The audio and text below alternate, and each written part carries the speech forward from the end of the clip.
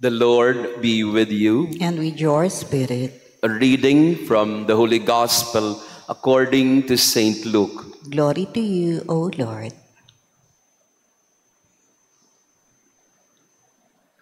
Jesus said to the crowds, "When you see a cloud rising in the west, you say immediately that it is going to rain. And so it does. And when you notice that the wind is blowing from the south, you say that it is going to be hot. And so it is. You hypocrites, you know how to interpret the appearance of the earth and the sky. Why do you not know how to interpret the present time? Why do you not judge for yourselves what is right? If you are to go with your opponent before a magistrate, make an effort to settle the matter on the way. Otherwise, your opponent will turn you over to the judge, and the judge hand you over to the constable, and the constable throw you into prison. I say to you, you will not be released until you have paid the last penny." The Gospel of the Lord. Praise to you, Lord Jesus Christ. Please be seated. Praise be Jesus Christ. Now and forever. Good morning, brothers and sisters. Magandang umaga. Pakibati din ng good morning ang ating mga kasama. And thank God, medyo umukay na po. Maisa ng konti ang ating panahon. Pero pinagdadasal natin ang mga kapatid natin lubhang naapektuhan ng bagyong ito na sana ay dumaan na nga. Pero syempre, ang iniwan nito ay napakaraming mga pinsala. So to our online parishioners, we also ask you to pray with us for our brothers and sisters who have been severely affected by the typhoon. At parang pinagtiyap naman ng panahon o ng tadhana ang ating pagbasa ngayon at ang sitwasyon na ating kinilalagyan ngayon. Ginamit ni Jesus ang larawan ng kakayanan ng tao na basahin ang mga nangyayari sa kanyang paligid. Jesus uses the ability of the people to interpret the signs in the environment, in nature. Ang sabi ni Jesus sa Ebanghelyo, you know how to interpret the appearance of the earth and the sky. Kung kailan uulan, kung kailan magkakaroon ng tagtuyo. At kahit nung unang panahon pa man, sa panahon ni Jesus, lalo tigit, kaya na ng tao na basahin, bigyang pakahulugan, at even the ability to predict nature and its capacity to affect our lives. Nawala namang pinag-iba sa panahon natin ngayon. May kakayanan tayo at higit pa sa kakayanan ng mga tao sa panahon ni Jesus because we have all this ultra-modern technology to interpret the skies and the weather patterns and all these things that affect our lives. So kaya na ng pag-asa na baybayin ang tatahaking landas ng bagyo mula sa pagpasok hanggang paglabas. Kaya niyang bigyan ng prediction kung ano ang kilos, galaw, gaano kabilis, gaano kalakas, gaano karaming ulan o tubig ang ibubuhos sa atin. No? And it's amazing how we are able to interpret, so to speak, and read the weather patterns and the environment. Pero mayroong pinupunto si Jesus na hanggang ngayon hindi pa rin natin lubusang naiintindihan. You know how to interpret the weather patterns, but you do not know how to interpret the present time. Anong ibig sabihin ni Jesus noon? Kaya natin tingnan yung mga panlabas na mga sintomas o kaya mga panlabas na mga nakikita. Pero hindi talaga natin lubusang naiintindihan kung ano ang pinanggagalingan ng lahat ng ito. Ang puso ng tao. You're not able to see and interpret for yourselves what is right. We are able to put meaning to the things around us, but we are not able to understand the dynamics of the human heart. How everything comes from within. Complacency, pride, jealousy and envy. Our inability to read human actions based on human intention. Ang sinasabi ni Jesus ay, mas mahirap kilatisin kung ano nangyayari sa loob ng tao. Madaling basahin ng panlabas na nakikita, pero mas mahirap intindihin kung ano yung nangyayari sa loob.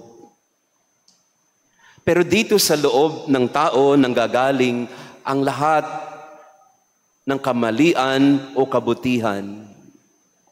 At dahil hindi natin naiintindihan o nabibigyan ng linaw kung ano ang nangyayari sa kalooban ng tao, doon din tayo nagkakamali sa pamamaraan ng paghuhusga o pakikipag-usap, pakikipag-ugnayan sa isa't isa.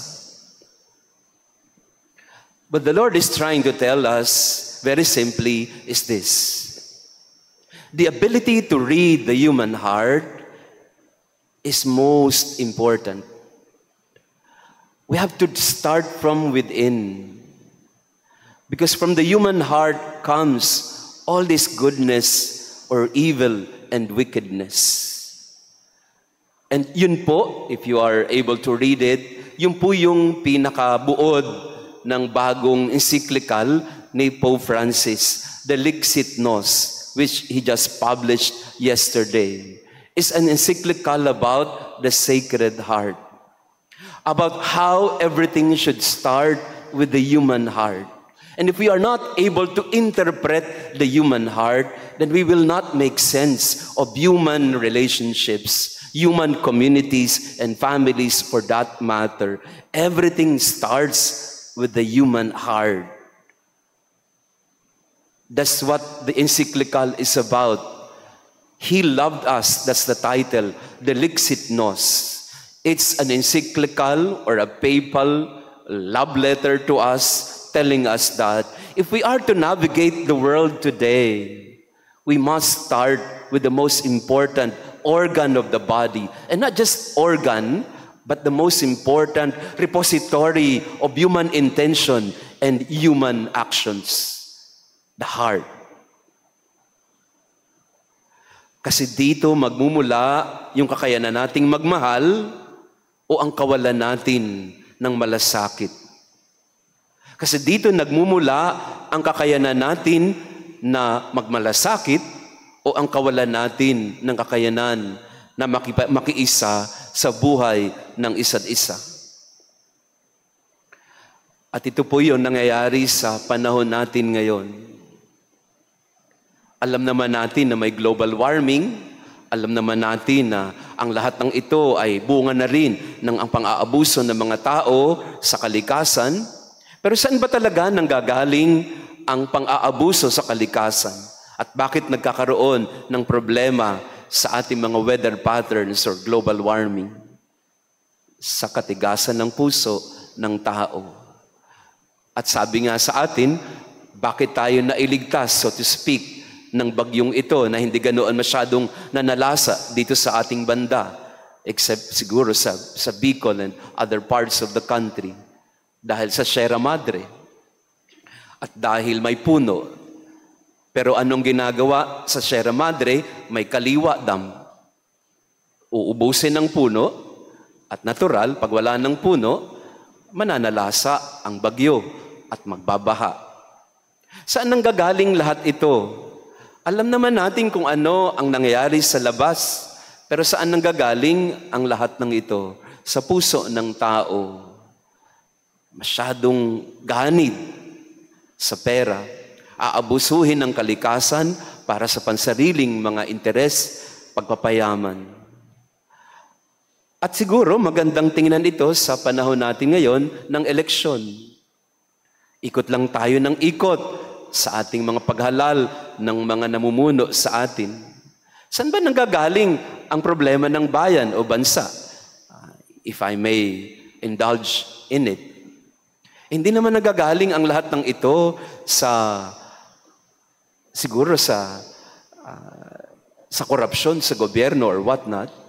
Nanggagaling ito sa kawalan ng kakayanan ng tao na kilatisin kung sino ang kanyang iboboto. So huwag natin sisihin ng mga politiko kasi madalas sa atin din naman nanggagaling yan eh. Binigyan ka ng 500 o natuwa ka na, okay na yan. Hindi mo inisip na may balik sa iyo yan. Yan. So itong mga nangyayari sa paligid, which I would like to end with this, itong mga nangyayari sa paligid, sabi ni Jesus, nanggagaling yan sa loob eh. In our inability to discern from within our heart, that's why all this chaos around us, disorder even, are just the outcomes or the results. Wars all over the world, sabi ni Pope Francis, yung mga kaguluhan sa buong mundo, saan ba nagsisimula ang lahat? Sa puso ng tao na hindi marunong magpatawad o kaya magmahal sa kanyang kapwa. Pag-unawa sa pagkakaiba-iba, patanggap sa kapatid.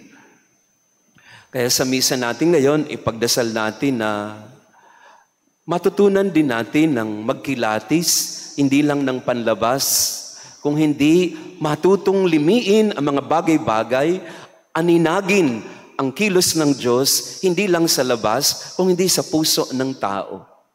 Kasi dito sa loob, nagmumula ang lahat ng kabutihan o kasamaan na nangyayari sa daigdig. In this Mass, we pray that we may go back to the heart and start to appreciate how the heart can lead us to love or it can lead us to further hate and division and conflict. We pray that all of us may begin our journey to the heart. Praise be Jesus Christ. Now and forever. Maraming salamat po sa inyong pagdalo sa ating banal na misa. Thank you for being with us. To our online parishioners, thank you also for praying with us today. Friends, madali pong basahin ang mga nangyayari sa labas. Madali namang maobserbahan.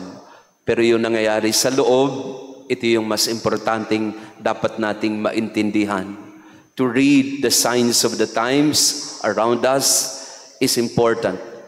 But more so, reading the dynamics, the movements of the heart, that is important because it will lead us to a better understanding of ourselves, of human relationships, and yes, why many things are not okay in the world, which, according to Pope Francis, everything always begins with the human heart.